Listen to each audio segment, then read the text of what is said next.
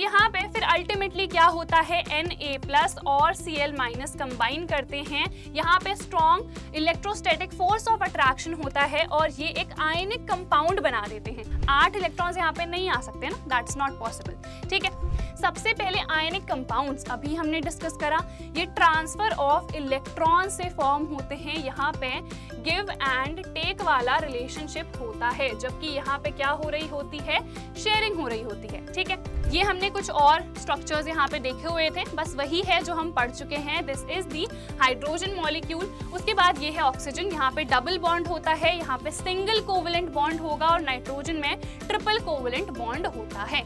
Hi everyone, it's me Anjali Verma, your chemistry educator. और आज की इस वीडियो में हम डिस्कस करने वाले हैं एक बहुत ही इंपॉर्टेंट टॉपिक जो कि है कोवेलेंट बॉन्ड, और ये टॉपिक है हमारे 4th चैप्टर का जो कि है कार्बन एंड इट्स कंपाउंड्स। बहुत इंपॉर्टेंट है इस पूरे चैप्टर को समझने के लिए ये समझना कि कोवेलेंट बॉन्ड आखिरकार क्या होता है। तो चलो स्टार्ट करते हैं। सबसे पहले प्रीवियस चैप्टर में हमने पढ़ा हुआ है अबाउट आयनिक बॉन्ड। अब आयनिक बॉन्ड क्या होता है, जिसमें एक कोई भी हमारे पास एटम है वो इलेक्ट्रॉन को डोनेट करता है और दूसरा उसको एक्सेप्ट करता है। जैसे कि एक एग्जांपल लेते हैं, हमारे पास NaCl है, तो यहाँ पे सोडियम देखो, इसका कॉन्फ़िगरेशन 2,8,1 होता है। ठीक है, क्लोरीन का कॉन्फ़िगरेशन क्या होता है, 2,8,7। जो भी एलिमेंट्स हैं, जितने भी एटम्स हैं, सबके सब अपना अल्टीमेटली ऑक्टेट ही पूरा करना चाहते हैं। ठीक है, ऑक्टेट का मतलब आपको पता है कि वो चाहते हैं कि उनके आउटर मोस्ट शेल में 8 इलेक्ट्रॉन्स हो। तो सोडियम क्या करता है, देखो एक ही इलेक्ट्रॉन इसके पास है, तो ये क्या करेगा, इसको डोनेट कर देगा। ठीक है, डोनेट करेगा तो ये कैटायन बनाएगा Na+। अब यहाँ पे ये क्या चाहता है, इसके पास 7 इलेक्ट्रॉन्स है। अब इसके लिए कन्वीनियंट क्या है कि 7 इलेक्ट्रॉन्स को रिमूव कर दे या एक इलेक्ट्रॉन को एक्सेप्ट करे। ऑब्वियसली एक इलेक्ट्रॉन को एक्सेप्ट करे। ठीक है, तो ये क्या बनाता है, एनायन बनाता है। तो यहाँ पे फिर अल्टीमेटली क्या होता है, Na+ और Cl- कंबाइन करते हैं, यहाँ पे strong electrostatic force of attraction होता है और ये एक आयनिक कंपाउंड बना देते हैं। ठीक है, अब हम किसकी बात करेंगे, अब हम बात करेंगे कोवेलेंट कंपाउंड की, कोवेलेंट बॉन्ड की।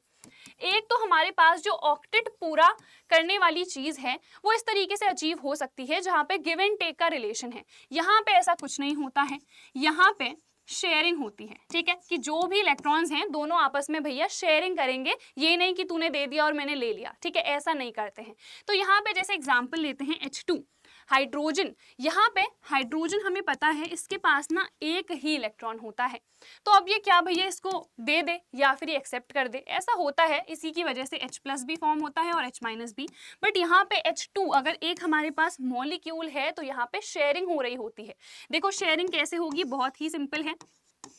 इस हाइड्रोजन के पास भी एक इलेक्ट्रॉन है, इस हाइड्रोजन के पास भी एक इलेक्ट्रॉन है, तो इन दोनों ने ना आपस में शेयरिंग कर दी कि ये जो 2 इलेक्ट्रॉन्स हैं ये इसके भी हैं और ये इसके भी हैं। ठीक है, तो यहाँ पे हो गई शेयरिंग और दोनों का ही यहाँ पे ऑक्टेट नहीं पूरा होगा, यहाँ पे इनका डबलेट पूरा होगा। ठीक है, क्योंकि हमें पता है हाइड्रोजन अपना डबलेट पूरा करता है, ऑक्टेट तो कैसे ही करेगा, 8 इलेक्ट्रॉन्स यहाँ पे नहीं आ सकते ना, दैट्स नॉट पॉसिबल।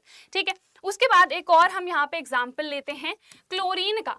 अब हमें पता है Cl2 this is a molecule, तो यहाँ पे 2 क्लोरीन के एटम्स हैं, तो यहाँ पे कैसे शेयरिंग होती है हमने अभी देखा। एक क्लोरीन एटम के आउटर मोस्ट शेल में 7 इलेक्ट्रॉन्स हैं। ठीक है, तो यहाँ पे इस क्लोरीन एटम को मैं बनाती हूँ और इसके साथ साथ दूसरे क्लोरीन एटम को, तो यहाँ पे 1 2 3 4 5 6 1 2 3 4 5 6। अब इसके पास भी टोटल 7 हैं, इसके पास भी टोटल 7 हैं, तो एक एक की ये क्या कर लेंगे, शेयरिंग कर लेंगे। ठीक है, अब देखो इस क्लोरीन के पास भी 8 इलेक्ट्रॉन्स आ चुके हैं, इस क्लोरीन के पास भी 8 इलेक्ट्रॉन्स आ चुके हैं, विच मीन्स सबका ही जो ऑक्टेट है वो हो चुका है यहाँ पे पूरा। ठीक है, तो ये होता है हमारे पास कोवेलेंट बॉन्ड। अब यहाँ पे कोई फोर्स ऑफ अट्रैक्शन नहीं लग रहा है, जिसकी वजह से एक तो सबसे पहले इनका लो मेल्टिंग और बॉइलिंग पॉइंट होता है, जबकि आयनिक में इतना स्ट्रॉन्ग फोर्स ऑफ अट्रैक्शन है क्योंकि वहां पे क्या है, आयंस है ना, तो वहां पे काफी ज्यादा स्ट्रॉन्ग नहीं, हाई मेल्टिंग और बॉइलिंग पॉइंट होता है due to strong force of attraction. ठीक है, यहाँ पे ऐसा कुछ नहीं है ना, कोवेलेंट बॉन्डिंग में ऐसा कुछ नहीं है, इसीलिए इनका लो मेल्टिंग और बॉइलिंग पॉइंट होता है। किनका, कोवेलेंट कंपाउंड्स का। ठीक है, तो चलो ये कोवलेंट कंपाउंड्स की कुछ प्रॉपर्टीज हो गई हैं। दूसरी प्रॉपर्टी देखते हैं, these are poor conductors of electricity, क्योंकि यहाँ पे कोई भी आयन फॉर्मेशन नहीं होता है, ना ही यहाँ पे कैटायन बनेगा ना ही यहाँ पे एनायन बनेगा। ठीक है, तो यहाँ पे होती क्या है, यहाँ पे शेयरिंग होती है in covalent compounds, in the covalent bond sharing of electrons between the atoms take place. ठीक है, और ये कुछ प्रॉपर्टीज है किसकी, कोवलेंट कंपाउंड्स की। तो बॉन्ड अलग है, कंपाउंड अलग है। कंपाउंड वो है जो बॉन्डिंग की वजह से बन रहा है, और बॉन्ड क्या है, शेयरिंग हो रही है जो इलेक्ट्रॉन्स की। ठीक है, अब देखो यहाँ पे कुछ हमारे पास कंपाउंड्स हैं, इन सब में क्या हो रही है, शेयरिंग ही हो रही है। जैसे देखते हैं, covalent bonding is the sharing of a pair of electrons.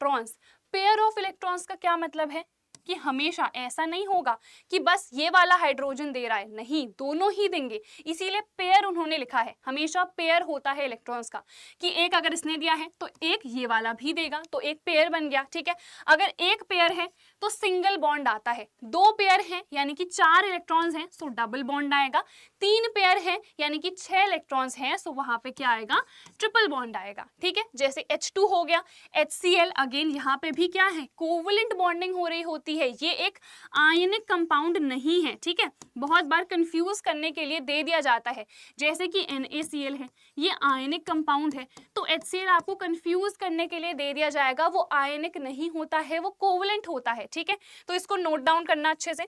फिर यहाँ पे देखो CH4, अभी पूरा स्ट्रक्चर बनाएंगे, so do not worry. Then O2, देखो यहाँ पे 4 इलेक्ट्रॉन्स होते हैं, सो यहाँ पे डबल बॉन्ड फॉर्म होता है। ठीक है, उसके बाद क्या है, H2O, तो यहाँ पे भी क्या होती है, कोवलेंट बॉन्डिंग ही होती है। In the same way CO2 में भी वैसी ही कोवलेंट बॉन्डिंग होती है।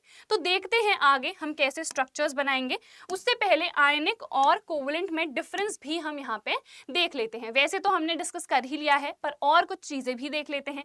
सबसे पहले आयनिक कंपाउंड्स अभी हमने डिस्कस करा, ये ट्रांसफर ऑफ इलेक्ट्रॉन से फॉर्म होते हैं। यहाँ पे गिव एंड टेक वाला रिलेशनशिप होता है, जबकि यहाँ पे क्या हो रही होती है, शेयरिंग हो रही होती है। ठीक है, उसके बाद ये हमेशा सॉलिड स्टेट में ही एग्जिस्ट करते हैं, जबकि ये हमारे पास तीनों ही स्टेट्स में एग्जिस्ट करते हैं, solid, liquid as well as gas. ठीक है, they have high melting and boiling point, क्योंकि यहाँ पे काफी ज्यादा फोर्स ऑफ अट्रैक्शन लगता है, जो कि है इलेक्ट्रोस्टैटिक फोर्स ऑफ अट्रैक्शन। ठीक है, यहाँ पे देखें, सो इनका लो मेल्टिंग और बॉइलिंग पॉइंट होता है। These are soluble in water, क्योंकि यहाँ पे आयंस में ये ब्रेक होते हैं और इजीली पानी में डिसॉल्व हो सकते हैं। ये ऑब्वियसली इनसॉल्यूबल होते हैं पानी में, कोवलेंट कंपाउंड्स। ठीक है, उसके बाद these are good conductors of electricity, but दो ही स्टेट में, या तो मोल्टन होगा या फिर एक्वस स्टेट होनी चाहिए। सॉलिड स्टेट में हमें पता है जो हमारे पास आयनिक कंपाउंड्स हैं वो इलेक्ट्रिसिटी कंडक्ट नहीं करेंगे, क्योंकि सॉलिड स्टेट में आयन डिसोसिएशन नहीं हो पाता है, वहां पे आयंस फॉर्म नहीं होंगे। किसमें, सॉलिड स्टेट में। बट मोल्टन स्टेट में और एक्वस स्टेट में फॉर्म होते हैं आयंस, जिसकी वजह से आयनिक कंपाउंड्स इलेक्ट्रिसिटी को कंडक्ट करते हैं इन दोनों ही स्टेट्स में। ठीक है, और ये इलेक्ट्रिसिटी को कंडक्ट ही नहीं करते हैं, ना ही मोल्टन में और ना ही एक्वस में। ठीक है, तो ये हमारे पास मेन डिफरेंसेस हैं। ये क्वेश्चन भी इंपॉर्टेंट है, पूछा जाता है कि डिफरेंस आप बताओ आयनिक कंपाउंड्स और कोवलेंट कंपाउंड्स में। तो हमने डिस्कस कर लिया है, आगे बढ़ते हैं। अब देखो यहाँ पे आयनिक बॉन्ड, अभी मैंने बताया, एक एग्जाम्पल आपको दिया था NaCl का। तो देखो यहाँ पे क्या है, हमें पता है 2 शेल्स हैं और तीसरी पे 1 इलेक्ट्रॉन होता है। ये 1 इलेक्ट्रॉन इसने इसको दे दिया, तो देखो यहाँ पे लाल रंग से ये बन रखा है ना, ये किसका इलेक्ट्रॉन है, ये है इस सोडियम का इलेक्ट्रॉन, जो इसने इसको डोनेट कर दिया है और इसने पूरा एक्सेप्ट कर दिया है। तो ये एनायन है और ये क्या है, कैटायन है। ठीक है, अब यहाँ पे हमने H2O बनाया है, जहां पे भी आपको इस तरीके का कंपाउंड दिख रहा है जहां पे 2 से ज्यादा एटम्स हैं। ठीक है, जैसे H2O है, तो जो भी एक होगा, जो भी कम होगा नंबर में, वो सेंट्रल एटम की तरह एक्ट करता है। ठीक है, तो ये सेंट्रल एटम होगा और इसके साथ साथ हमने 2 हाइड्रोजन बना दिए हैं। ठीक है, तो यहाँ पे मैं आगे देखती हूँ, वैसे हमने यहाँ पे लिखे भी होंगे, यस। तो यहाँ पे अब हम खुद से बना के ट्राई करते हैं। H2 तो हमने देख ही लिया था, हम इलेक्ट्रॉन डॉट स्ट्रक्चर कैसे बनाएंगे कि यहाँ पे शेयरिंग हो रही है और इसके पास तो भैया एक ही इलेक्ट्रॉन है। उसके बाद हम N2 नहीं, पहले O2 को देखेंगे। क्यों, क्योंकि यहाँ पे ना डबल बॉन्ड आता है इनके बीच में। यहाँ पे ये तो इस तरीके से आप लिख दोगे क्योंकि यहाँ पे क्या है, एक सिंगल बॉन्ड है, ठीक है। यहाँ पे इसको देखते हैं। अब ऑक्सीजन का कॉन्फ़िगरेशन आप सबसे पहले देखो क्या होता है, 2,6। इसको 2 इलेक्ट्रॉन्स चाहिए हैं अपना ऑक्टेट पूरा करने के लिए, सो ये 2 इलेक्ट्रॉन्स की ही शेयरिंग करता है, ठीक है। ऑक्सीजन एक मैंने ये बना दिया, एक मैंने ये बना दिया, ठीक है। अब यहाँ पे हम 4 इलेक्ट्रॉन्स की शेयरिंग करेंगे टोटल, 2 ये देगा और 2 ये देगा, ठीक है। तो बना देते हैं, यहाँ पे हम इलेक्ट्रॉन्स को व्हाइट कलर से बनाएंगे, ठीक है। 1 2 3 एंड 4। अब देखो इस ऑक्सीजन के अगर 2 शेयरिंग पे दे दिए तो इसके पास कितने बचे, 4 बचे, राइट। तो वो बना दो 1 2 3 4, यहाँ पे भी बना दो 1 2 3 4। इस ऑक्सीजन के पास देखो कितने टोटल इलेक्ट्रॉन्स हो चुके हैं, 8। इसके पास भी कितने हो चुके हैं, 8। और 4 इलेक्ट्रॉन्स की शेयरिंग हुई है, 2 इसने दिए हैं, 2 इसने दिए हैं, इसीलिए यहाँ पे क्या होता है, डबल कोवलेंट बॉन्ड फॉर्म होता है, ठीक है। क्लोरीन का तो हम देख ही चुके हैं, अभी हमने जस्ट बनाया था कि 7 इलेक्ट्रॉन्स होते हैं, एक एक की ये शेयरिंग करेगा, तो यहाँ पे टोटल सबके पास ही 8 इलेक्ट्रॉन्स हो जाएंगे। तो यहाँ पे भी देखो सिंगल बॉन्ड होगा क्योंकि 2 ही इलेक्ट्रॉन्स की टोटल शेयरिंग हुई है, एक पेयर की यहाँ पे शेयरिंग हुई है, ठीक है। अब हम आ जाते हैं N2 में, दिस इज ऑल्सो इंपॉर्टेंट। अब नाइट्रोजन में देखो क्या होगा, इसका अगर हम कॉन्फ़िगरेशन देखेंगे, सो 2,5 इसका कॉन्फ़िगरेशन होगा, विच मीन्स इसको 3 और इलेक्ट्रॉन्स चाहिए। तो यहाँ पे कैसा बॉन्ड फॉर्म होगा, ट्रिपल बॉन्ड यहाँ पे फॉर्म होगा, ठीक है। तो N2 को बना के देख लेते हैं कैसे हम बनाएंगे। तो ये एक नाइट्रोजन, ये दूसरा नाइट्रोजन, 3 इलेक्ट्रॉन्स की शेयरिंग होगी हमने कहा, तो 3 इसके यहाँ आ गए और इसके भी 3 यहाँ पे आ गए। अब अगर 3 हमने ले लिए हैं तो इसके पास देखो बचे कितने, इसके पास 2 ही बचे, है ना।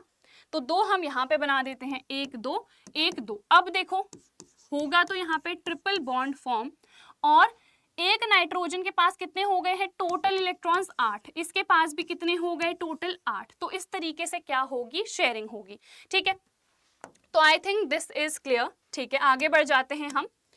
अब हम NH3 पे आते हैं, इसका इलेक्ट्रॉन डॉट स्ट्रक्चर कैसे बनाएंगे। मैंने आपसे कहा था जो भी कम नंबर में होगा वो सेंटर पे आएगा, सेंटर एटम होगा। तो नाइट्रोजन यहाँ पे बना दिया, इधर पे हाइड्रोजन बना देती हूँ, इधर पे ये वाला हाइड्रोजन, इधर पे ये वाला हाइड्रोजन, ठीक है। अब देखो यहाँ पे हमें पता है कॉन्फ़िगरेशन इसका 2,5 होता है इलेक्ट्रॉनिक कॉन्फ़िगरेशन। तो यहाँ पे N को कितने इलेक्ट्रॉन्स चाहिए हैं, 3 इलेक्ट्रॉन्स चाहिए हैं। सो वो 3 इलेक्ट्रॉन्स की शेयरिंग किसके साथ करेगा, 3 हाइड्रोजन के साथ।